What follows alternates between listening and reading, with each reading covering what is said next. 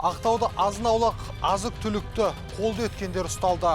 Келтірілген шығынның бар жоғы 20 мың теңге. Бұдан кейін есіңе мынандай мақал түседі. Түйе ұрлаған да, түйме ұрлаған да ұры. Олардың бұл әрекеті жазасыз қалмасы анық.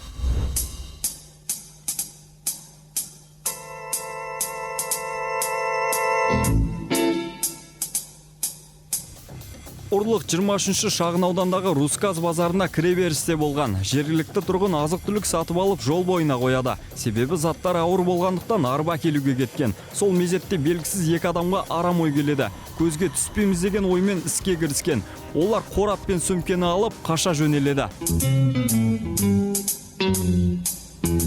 Осылайша әлгілер қорап ішінде жемістер мен көкөністер толы қораптарды екі рет тасып үлгерген. Дегенмен ұрылар бейнебақылау камералары бар екенін ұмытқан секілді. Жәбірленуші көп ұзамай затын қойған жерге қайта оралады. Өз мүлкінің жоғалғанын көрген ол бірден полицияға арызданған. Тәртіп сақшылары жедел ізге түсіп, күдіктіні анықтады. Келтірілген шығынның жалпы сомасы 20 мың теңге. Енді арам пиғылды қаскөйлерге қатаң жаза берілмек. Одан бөлек мөлшерлі айыппұл да бар.